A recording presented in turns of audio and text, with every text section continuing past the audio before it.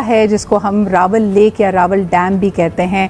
आपको याद होगा कि बचपन से आपने देखा है कि वहाँ पे लोग बोटिंग के लिए जाते हैं और एक बड़े खूबसूरत इसके नज़ारे होते हैं। अगर आप इसको आज भी गूगल पे सर्च करें तो विकीपीडिया आपको बताएगा कि इसमें कितनी किस्मों किस्मों की मछलियाँ मौजूद हैं और ये बायोडाइवर्सिटी के लिए क्या ज़बरदस्त कदम है। लेकिन ये शदीद ये इसको कहना चाहिए मुजरिमाना गफलत का शिकार है और वहाँ के जो रिहायशी हैं जिसमें से एक एक्टिविस्ट और डिजिटल कंटेंट क्रिएटर आज हमारे साथ मौजूद हैं जिस पे आवाज़ उठाते रहे, जिन्होंने बताया है कि नाउ इसको हम रावल डैम ना कहें, रावल लेक ना कहें, बल्कि रावल गटर कहें। इसकी क्या वजह है, आइए ज़रा जानने की कोशिश करते हैं। इसकी वजह से उनको काफ़ी तनकीद का भी निशाना करना पड़ रहा है, लोग ट्रोलिंग भी कर रहे हैं। हमारे साथ मौजूद हैं उस्मान अब्बासी जो कि इन्वायरमेंटल। अस्सलाम वालेकुम उस्मान। वालेकुम अस्सलाम। उस्मान जी, आपकी वीडियोस मैंने देखी और आपको इस पर काफ़ी तनकीद का निशाना करना पड़ रहा है। वीडियोस की कुछ फुटेज हम अपनी स्क्रीन पे भी चला रहे हैं। मुझे बताइए, आपने बड़ी एक स्ट्रॉन्ग स्टेटमेंट दी है जब आप इसको रावल लेक नहीं रावल गटर कहते हैं, इसकी क्या वजह है? बहुत शुक्रिया मैम सिद्रा, आपने मुझे अलाउ किया और यहाँ पे बुलाया।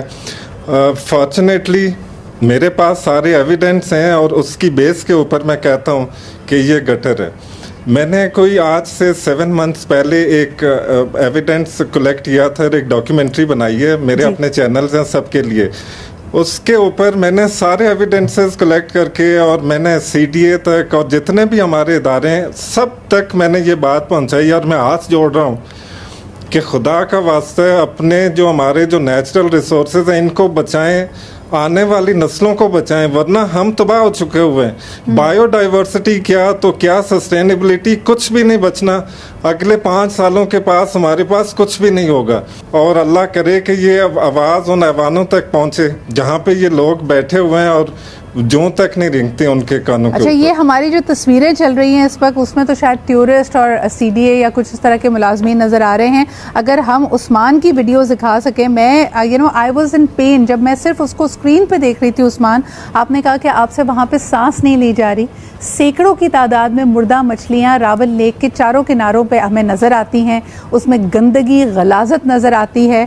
तो ये साल से हो क्या रहा है? क्या इसकी सफाई नहीं हो रही? This used to be a tourist attraction, लोग तो यहाँ बोटिंग के लिए जाते हैं। मेरी टीम ने भी आज पुरानी तस्वीरें लगाई हुई हैं। ये हुआ क्या है और आपने कब तब्दीली ये महसूस की रावल लेक में?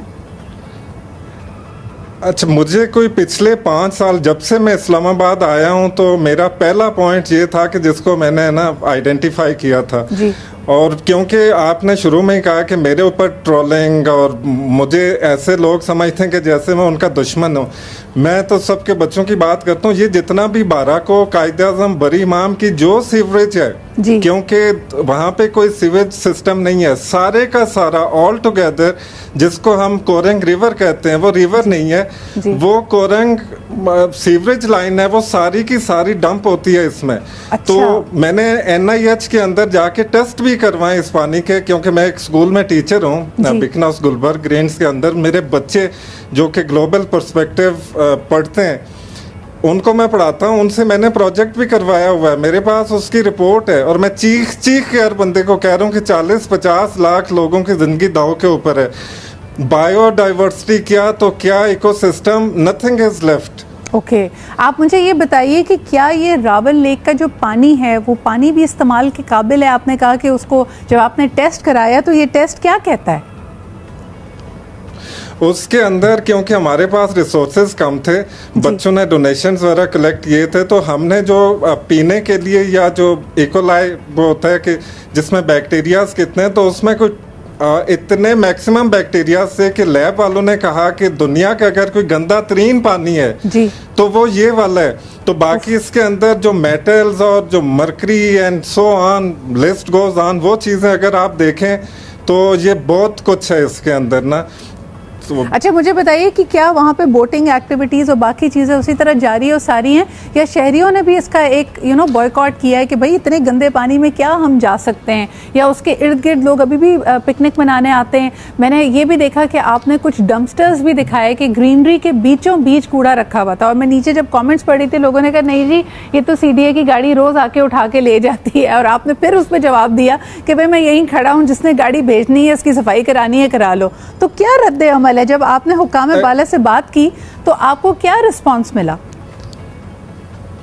देखिए, मैं डेली जब मैं स्कूल जाता हूँ, आता हूँ, मैं जहाँ भी जाता हूँ, तो क्योंकि आपने वीडियोस देख ली हैं तो मैं एविडेंस के साथ बात करता हूँ, तो मेरी शक्ल या चेहरे से ज़्यादा मेरी बैकग्राउंड इम्पॉर्टेंट होती है, बिकॉज वो चीज़ जो है तो वो हमारे बच्चों के, मैं डेली इनसे बात करता हूँ, डेली जाता हूँ और डेली एविडेंस कलेक्ट करता हूँ। वहाँ पे हमारे पास इधर डस्टबिन ही नहीं है, तो अब जो किनारा पार्क है इसी रावल गटर का, तो वहाँ पे कोई डस्टबिन नहीं है, तो मैंने अपने जो फॉलोअर्स हैं उनसे रिक्वेस्ट की है, तो वहाँ पे मैं एक डस्टबिन कंक्रीट की बनवा रहा हूँ, तो अगर इन्होंने ना उठवाया तो वो मैं किसी प्राइवेट गाड़ी के थ्रू उठवाऊंगा।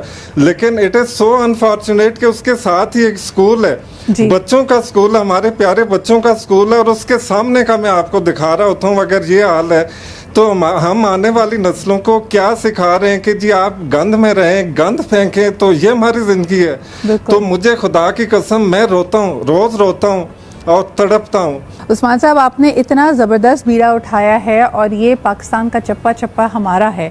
हम जब बातें करते हैं कि जी हमने बायोडाइवर्सिटी, सस्टेनेबिलिटी की बात करनी है, तो the proof of it lies in actually making doing some real action. Usman साहब, आखिरी सवाल करना चाहूँगी, ये जो सैकड़ों की तादाद में यहाँ पे मुर्दा मछलियाँ नज़र आती हैं हमें, कहीं खुदा न खास्ता ये हमारे दस्तरखानों पे तो नहीं पहुँच जाती? क्या होता है फिर इनका? Anything can happen, anything can happen. मैं इसकी एक चीज़ आपको बताऊं कि ये मुझे लोग कहते हैं जी कि ये सावन का महीना है जी, तो मुझे बड़ा मतलब प्रेशराइज किया गया कि ये सावन के महीने में ना ऑक्सीजन ख़त्म हो जाती है तो ये मछलियां मरती हैं। तो ऐसा नहीं है, पानी जब मुर्दा हो जाता है, जब जहरीला हो जाता है, वो यूट्रिफिकेशन का पूरा प्रोसेस है, तो उसके अंदर बायोडाइवर्सिटी डेड हो जाती है। तो एक तो ये चीज़ है। मेरा एक आखिरी प्लीज़ आपसे एक रिक्वेस्ट है कि जो भी हमारे सोशल इन्फ्लुएंसर्स हैं, मैं उनसे रिक्वेस्ट करूंगा, सो कॉल्ड सोशल इन्फ्लुएंसर्स, के हमारे बच्चे आने वाले 5-7 साल में ना हमारे पास पानी होगा, ना ट्रीज होंगे, ना हमारे पास कुछ भी नहीं होगा, सांस लेने के लिए मतलब दरख्त नहीं होंगे। तो प्लीज़, अगर जिनके मिलियंस में फॉलोअर्स हैं, तो please raise your voice, please, खुदा का वास्ता है। जो गंद हमारा भर चुका हुआ है सोशल मीडिया, तो इससे आप निकालें। आप लोग बड़ा कुछ कर सकते हैं, जो इन्फ्लुएंसर्स हैं, हम आपके साथ हम आवाज़ हैं, और तभी आज नेटवर्क ने इस दफ़ा जश्न आज़ादी के लिए भी लोगों को कॉल दी है कि ज़्यादा से ज़्यादा दरख्त लगाएं। और देखें, अपने पूरे ओवरऑल लाइफस्टाइल को हमें देखने की ज़रूरत है। उस्मान ने जैसे कहा कि बारा कहू या मुख्तलिफ जो एडजॉइनिंग एरियाज़ है, वहाँ का गंदा पानी, वहाँ का सीवरेज, वहाँ की गंदगी रावल लेक में आके गिरती है, जिसकी वजह से ये बदबूदार हो चुका है। पीने का इसमें पानी इस काबिल नहीं है। इसके अलावा जो आबी हयात है उनकी भी ये जान ले रहा है। तो यकीनन हमें अपने पूरे रवैये पे नज़रसानी करनी पड़ेगी कि हम कर क्या रहे हैं। बहुत बहुत शुक्रिया एक दफ़ा फिर इसके ऊपर आवाज़ उठाने के लिए। This is the community action. जब तक शहरी, जब तक हमारे अपने लोग इसके ऊपर आवाज़ नहीं उठाएंगे, हम बेहतरी की तरफ नहीं जा सकते।